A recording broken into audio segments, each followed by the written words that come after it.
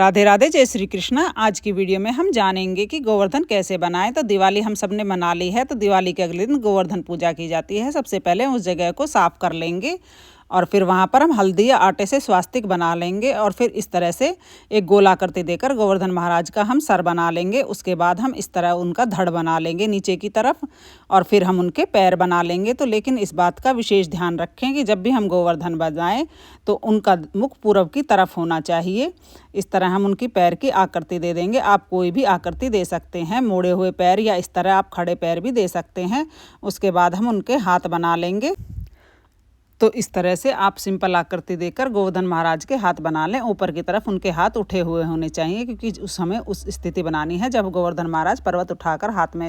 इसके बाद हम एक हाथ में डंडा दे देंगे और एक हाथ पे आप चाहे तो गोवर्धन पर्वत बना सकते हैं, लेकिन मैं यहाँ पर सिंपल ही बना रही हूँ। उसके बाद इस तरह दो रखकर उपले टाइप रखकर हम उनके घुटनों पर रख देंगे। उनके घुटने बना लेंगे और फिर हम उनके हाथ पर भी इसी तरह से रख देंगे और इस तरह से हम एक देव पुरुष आकृति बना लेंगे। उसके बाद हम गोवर्धन महाराज की नाक बना देंगे। नाक बनाकर फिर हम दो बड़े बड़े उपले से बनाकर साइज के, जिस तरह हमने हाथों पे रखे हैं, पैरों पे रखे हैं, उसी तरह हम सर पर भी रख देंगे और इस तरीके से हम गोवर्धन पर्वत बना लेंगे। तो आप ऐसे भी बना सकते हैं या देव पुरुष की आकृति देकर भी इस तरीके से बना सकते हैं। इसको बड़ा भी बना सकते हैं, छोटा भी बना सकते हैं।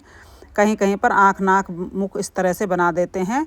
तो ऐसे में आप खील से सजावट कर सकते हैं या दिवाली के जो कलर हैं उनसे सजावट कर सकते हैं। वैसे मैं यहाँ पर ट्रेडिशनल तरीके से हल्दी और आटे से ही सजाऊंगी।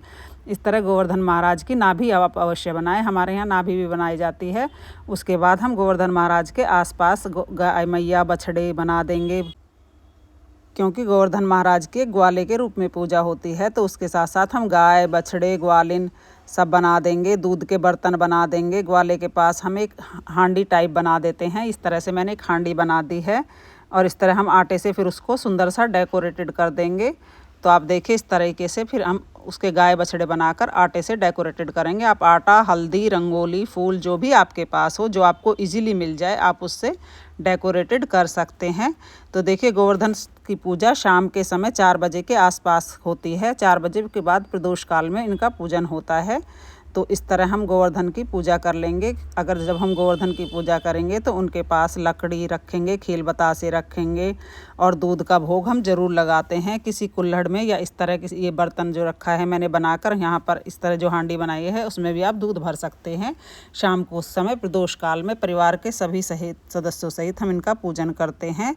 तो आप चाहें तो दूध की मथनी रख सकते हैं या दूध से भरा बर्तन भी रख सकते हैं, क्योंकि यह गोमाता से संबंधित पूजन होता है। तो दूध का पूजन इसमें मुख्य रूप से होता है और जब भी परिवार के सभी सदस्य जाते हैं तब जब बैठकर पूजन करते हैं और जल कट छींटा देकर हम भावरूप उन्हें स्नान करा देंगे।